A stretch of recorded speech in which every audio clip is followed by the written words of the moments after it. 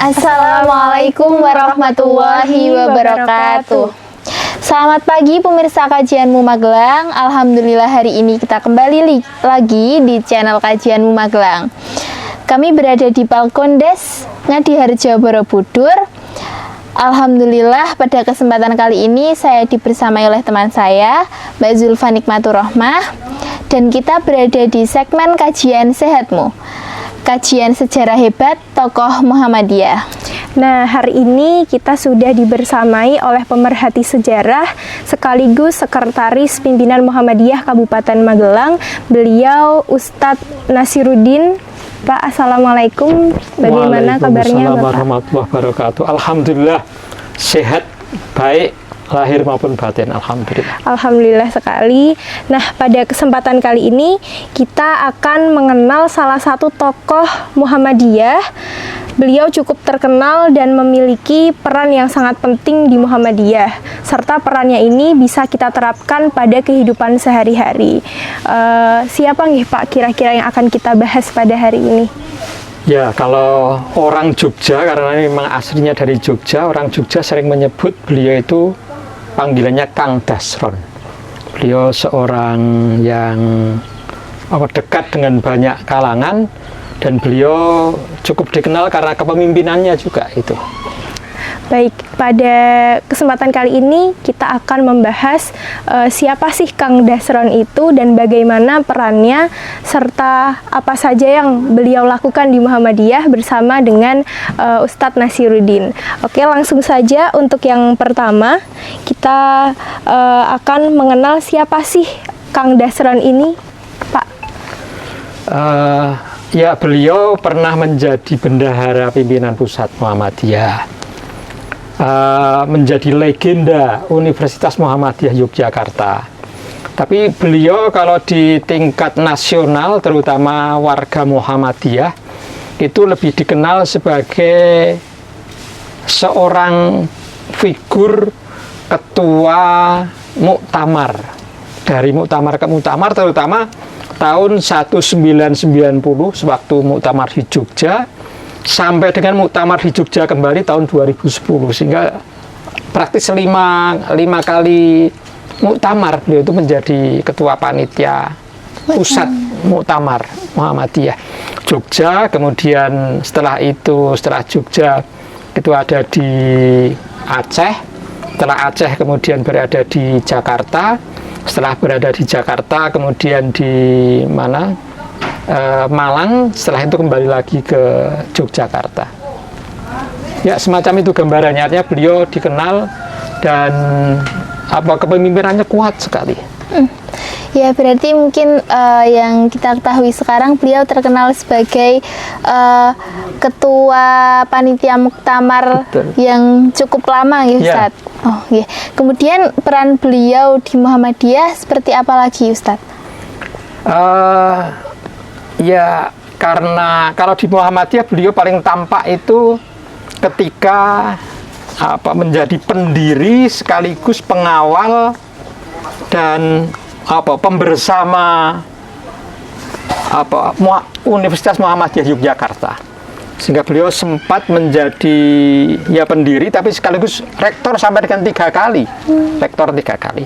Dan ini tampaknya nggak sederhana. Beliau kalau mungkin pembandingnya itu Pak Malik Fajar kalau di UM Malang, tapi kalau di Jogja ya ini Pak Dasron Hamid ini. Ya, mungkin beliau ini bisa dijelaskan untuk peran-perannya di UMY itu seperti apa dan apa saja seperti itu, Pak? Begini, UMY itu memang memiliki keunikan. Sesungguhnya UMY itu sudah digagas oleh Kiai Haji Muhammad Hisam. Itu seorang ketua bagian sekolahan ketika Kiai Dahlan dulu, tahun 1920. Itu gagasan dari Kiai Haji Muhammad Hisam itu akan mendirikan sampai dengan universitas. Nah, tapi baru terlaksana, baru terwujud pada tahun 1981. Nah, salah seorang pendirinya yang kemudian gigih dan kemudian menjadi rektor di periode yang kedua ini Pak Dasron Hamid itu.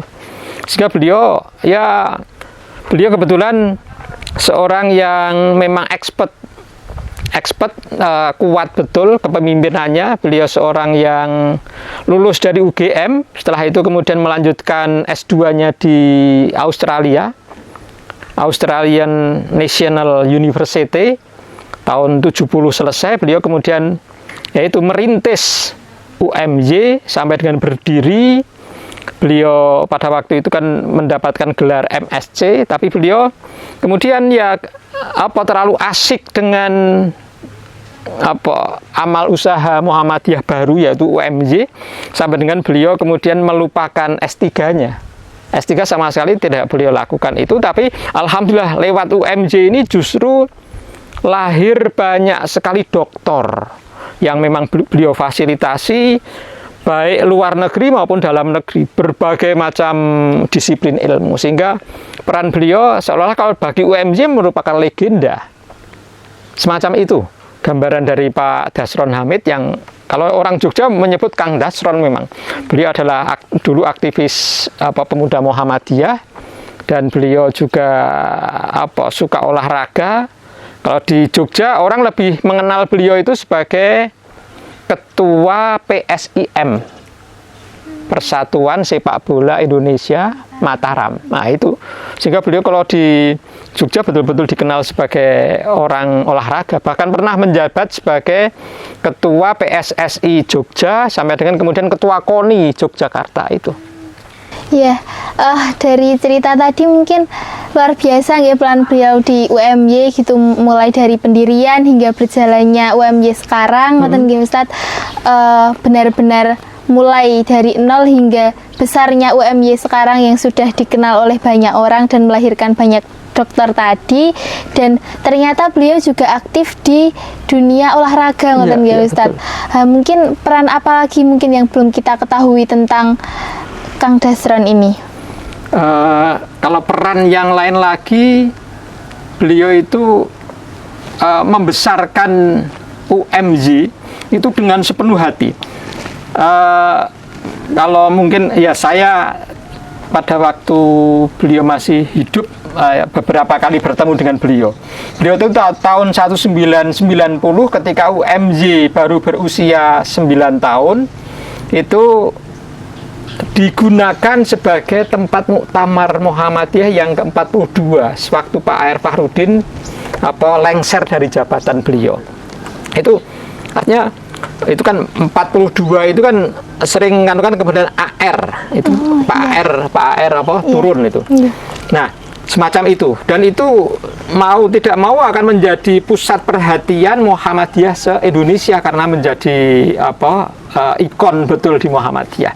Nah, itu tahun 1990. Kemudian tahun-tahun berikutnya beliau ikuti terus semacam itu sampai dengan kemudian pada tahun 2010 sewaktu beliau menjadi rektor pada periode yang ketiga. Nah, beliau juga memanfaatkan kesempatan lagi untuk menjadi ketua panitia muktamar, sekaligus tempatnya di UMY yang baru ini, yang di Lingkar Selatan ya. Dan di situ kalau di Lingkar Selatan kalau memang sudah amat luas, dan itu sudah ada sehingga menjadi pada waktu itu sampai dengan nama UMY bagi Muhammadiyah, bahkan kemudian orang-orang se-Indonesia pada waktu itu menjadi ikon baru. Wah, ini bagus sekali, ternyata kita punya kampus yang cukup megah, yang semacam itu. Dan itu yang salah satu yang mewujudkannya adalah Pak Dasron itu bersama para alumni Mu'alimin, Madrasah Mu'alimin Muhammadiyah Yogyakarta. Karena Mu'alimin juga punya kepentingan, kita pesantren tapi butuh pesantren tinggi, pesantren luhur istilahnya. Dan itu kemudian diwujudkan bersama dengan ini orang-orang Jogja pada waktu itu, termasuk Pak A.R. Fakhrudin. Sampai dengan kemudian Pak A.R. Fakhrudin alhamdulillah bisa lewat peran beliau, tanah yang lebih dari berapa itu? Lebih dari 10 hektar itu terbeli oleh Muhammadiyah dan kemudian bisa diperluas semacam itu.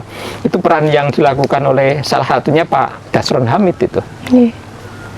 Berarti beliau selain berperan di UMY, beliau ini juga berperan di Madrasah Mu'alimin Yogyakarta seperti itu nggih Pak? Oh bukan, sesungguhnya kalau beliau orang yang potensial untuk gampangnya nanti mendampingi UMY, gampangnya dimanfaatkan oleh alumni Madrasah Mu'alimin. Wah, orang ini sudah MSc apalagi, artinya S2-nya selesai luar negeri, dan kemudian dengan sungguh-sungguh beliau kemudian dimanfaatkan termasuk oleh Muhammadiyah Yogyakarta pada waktu itu di IJ. Beliau diberi kesempatan untuk semacam itu. Artinya kalau terhadap Madrasah Mu'alimin beliau tidak punya peran yang cukup signifikan, tapi beliau lebih tampak sebagai orang yang ditokohkan untuk nanti akan membersamai mendampingi UMY dalam kepemimpinan ke depan semacam itu. Iya. Kemudian ketika beliau adalah seorang legenda UMY, apakah ada peninggalan beliau yang mungkin bisa dikenang di UMY sampai saat ini? Wah, ini ya ada pertanyaan menarik ya. Tahun 2019 setelah beliau wafat itu ada gedung 7 lantai yang dibuat, dan kemudian itu gedung untuk pusat riset dan inovasi. Nah, itu diberi nama Dasron Hamid itu. Nah, itu salah satu ikhtiar untuk mengenang peran beliau yang semacam itu. Beliau sendiri kan sudah wafat pada tahun 2015. Ya, dia sempat mendapatkan juga UMM Award. Ya, tahun 2014, artinya tahun sebelum beliau wafat, itu bersama dengan Pak Amir Rais, dengan Pak Syafi'i Ma'arif, dengan Bu Elida Jasman, Bu Hamamah Suratno, yang ini ya orang-orang pimpinan pusat Muhammadiyah dan Aisyah pada waktu itu. Selain kemudian Pak Malik Fajar, ada Pak Mukhlas Abror, itu ada 8 orang yang mendapatkan UMM Award tahun 2014 karena sampai dengan usia 70 tahun tetap berbakti untuk bangsa dan untuk persyarikatan, semacam itu. Luar biasa sekali nggih Pak, jasa-jasa beliau ini dalam Muhammadiyah, dan tentunya dalam jangka waktu yang panjang ini beliau dapat memanfaatkan waktunya untuk berperan, berkiprah di Muhammadiyah seperti itu nggih Pak. Mungkin untuk yang selanjutnya sikap-sikap beliau yang dapat kita terapkan dalam kehidupan sehari-hari itu seperti apa saja nih Pak? Nah, ini pertanyaan menarik juga ya dari Mbak Zulfa. Beliau itu orang yang sedikit bicara, tapi beliau banyak sekali bekerja apa saja, dan beliau memang terbiasa mengorganisasi orang. Sejak dulu mahasiswa juga begitu, pemuda juga begitu, dan beliau suka sekali begitu sampai dengan dipercaya orang Jogja yang bisa diterima menjadi ketua KONI itu tidak mungkin apabila orang tidak diterima di Keraton Jogja misalnya. Artinya beliau dekat sekali dengan PSIM, lebih-lebih semacam itu. PSIM, ketua PSIM-nya siapa? Pak Dasron. Nah, tapi rentangan itu semuanya sepertinya Pak Dasron itu memanfaatkan untuk kepentingan Muhammadiyah. Nah, karena beliau pada waktu itu di UMY, ya kepentingan UMY juga. Sehingga nyaris pada tahun, misalnya pada tahun 2010, itu kegiatan bertahun-tahun itu kaitannya dengan beliau, kaitan dengan kepentingan UMY, kepentingan Muhammadiyah, Muktamar dan lain-lain. Beliau nyaris setiap hari ada di koran lokal Jogja, KR, Kedaulatan Rakyat, itu semacam itu. Dan itu menandaskan bahwa beliau orang yang dipercaya orang yang mudah bergaul, diterima oleh banyak kalangan, dan beliau dengan penuh tanggung jawab untuk semacam itu. Beliau tidak termasuk untuk di Kabupaten Magelang, beliau yang membiayai itu usaha ekonomi milik Muhammadiyah, pimpinan ranting Muhammadiyah kecil itu. Itu apa namanya? SBM. Ya, Surya Bakti Mandiri itu. Nah, itu yang membiayai, dana awalnya juga dari UMJ. Nah, karena namanya talangan dana mau tidak mau ya lewat kemudian lembaga perbankan yang di Jogja namanya BDW, yang di Kabupaten Magelang namanya BTM Aman itu. Nah itu kemudian ke situ. Itu ikhtiar yang dilakukan, dan itu yang dilakukan oleh Pak Dasron, bagaimana sebuah amal usaha Muhammadiyah ketika sudah kuat kemudian membantu amal usaha Muhammadiyah yang lain lewat apa kelebihan yang dimiliki, yang lainnya membutuhkan dana ya dana. Dan UMJ kemudian dengan semacam itu tidak kemudian surut berkurang kekayaannya, tidak, tapi semakin apa ya didoakan oleh banyak pihak kan ya, semacam itu. Nggih, luar biasa sekali sejauh ini cerita tentang Kang Dasron ini. Kemudian adakah sifat beliau yang dapat menjadi ciri dari Kang Dasron dan kemudian bisa kita teladani hingga hari ini, Ustadz? Beliau itu punya trilogi K. Jadi K yang pertama keikhlasan, yang kedua adalah kesungguhan, dan yang ketiga kebersamaan. Nah, kalau mengelola amal usaha Muhammadiyah itu 3 hal itu harus kita punyai. Yang pertama keikhlasan, karena kalau di amal usaha Muhammadiyah bergerak di Persyarikatan Muhammadiyah tanpa keikhlasan, wah itu ya kita nanti akan sakit hati, dan apa yang kita lakukan jadi tidak bermakna sama sekali, kan nggak ikhlas. Jadi mau tidak mau ikhlas harus. Tapi yang kedua, tidak sekadar ikhlas tapi harus sungguh-sungguh, kesungguhan. Nah, kesungguhan ini kan dengan berjihad tapi lewat amal usaha, lewat persyarikatan semacam itu, sungguh-sungguh. Dan yang ketiga, karena ini namanya kehidupan saat ini kan bersama yang lain ada sinergi, maka yang ketiga adalah kebersamaan, kekompakan. Dan beliau lakukan itu, dilakukan betul untuk semacam itu, yang insya Allah ini kalau nanti adik-adik IPM, adik-adik IMM, pemuda, NA dan lain-lain ya, salah satunya yang itu sederhana sekali, trilogi K, keikhlasan, kesungguhan, dan kebersamaan atau kekompakan. Apabila ketiga-tiganya tidak ditinggalkan, insya Allah itu amal usaha apapun dengan sungguh-sungguh ya berani bertanggung jawab secara penuh terhadap amal usaha, insya Allah semacam itu. Berarti yang perlu kita perhatikan ada trilogi K itu nih Pak? Ya, salah satunya ya. Kemudian untuk mungkin bisa diceritakan akhir hayat dari Kang Dasron ini seperti apa, dan bagaimana sikap dari lingkungan Muhammadiyah itu sendiri, Pak? Ya, beliau tahun 2015 tidak ada. Beliau itu ya sakit beberapa saat di Rumah Sakit PKU Jogja. Setelah itu kemudian beliau wafat. Beliau ya sewaktu yang melayat bukan main banyaknya, karena beliau itu di pikiran orang Jogja terutama ketua PSIM, tapi kalau di warga Muhammadiyah memang ketua muktamar tadi, semacam itu.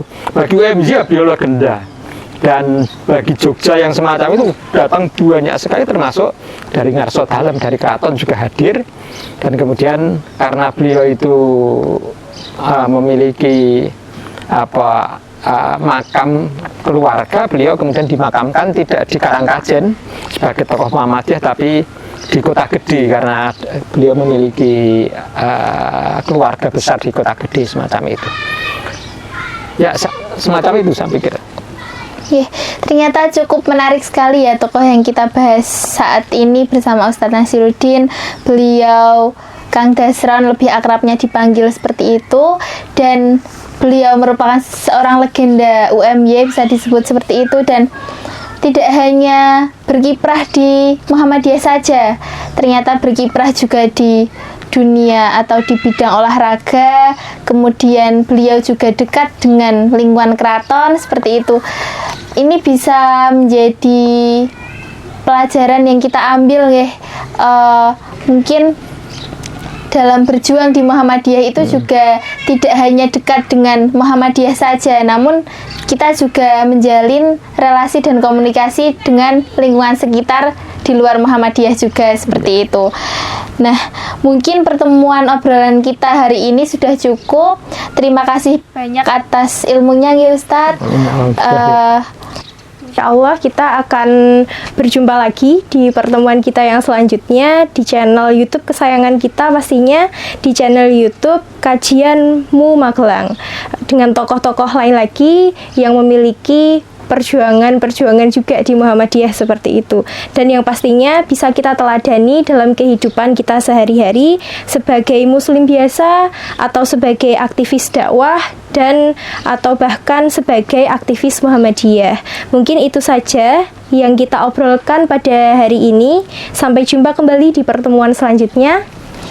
Wassalamualaikum warahmatullahi wabarakatuh.